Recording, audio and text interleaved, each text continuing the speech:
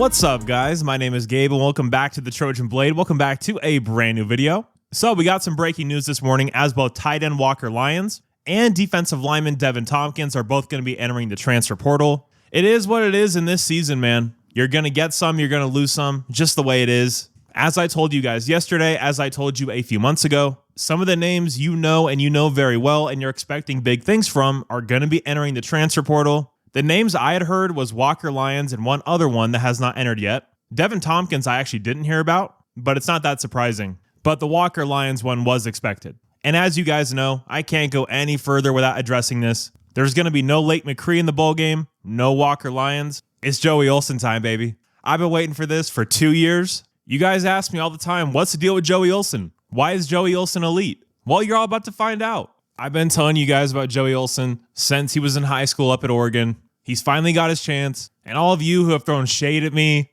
who aren't Joey Olsen as elite believers, don't worry, you'll find out. But before we go any further, guys, if you are enjoying the videos, please do leave a like and subscribe to the channel if you haven't already.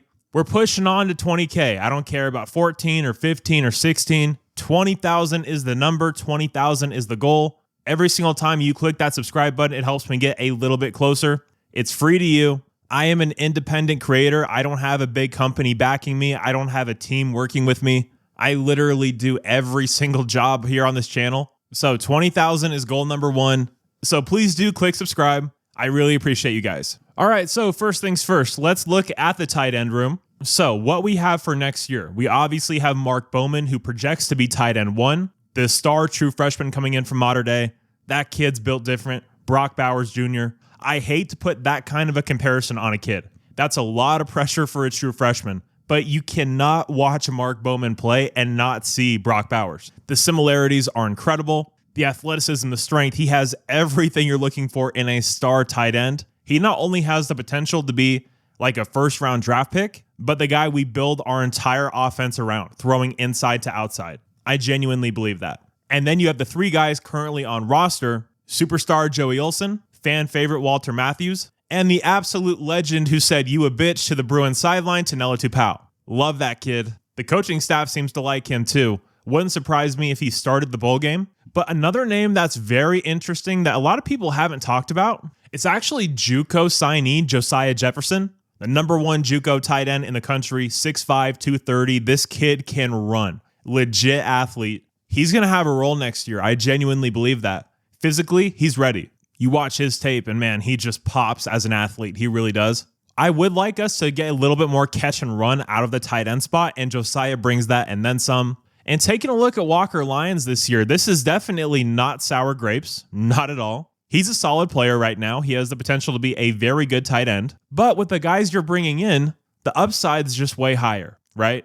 I thought Walker had a few performances this year in the blocking game that left a lot to be desired. I'm not sour grapes guy. I tell you when losing someone sucks. This one doesn't hurt that bad, which is why when I told you guys yesterday, and I told you a month ago or 2 months ago, whenever that video was, don't panic. There's a plan in place. There's fail safes. There's backups. There's everything. This is a professional operation in the USC front office. Nothing is really going to blindside us anymore. I don't think we're going to have an Emmanuel Pregnon 2.0 is essentially what I'm saying, where something happens and we have no backup plan to help fix it. So, wishing the best of luck to Walker. I assume he goes to Brigham Young to play with his brother when he arrives in a year, but we shall wait and see on that one. Now talking about Devan Thompkins. This one's interesting to me. If the plan for the coaching staff was for him to remain an interior defensive lineman, I get why he left. His draft stock is not going anywhere playing on the inside. He needs to be a defensive end, stand up or hand in the dirt. He can do either. If he would have stayed at SC, I think he could have been a very, very good defensive end for us. But playing in the interior in the Big Ten, he was a liability in the run game. He got benched in the game against the Irish,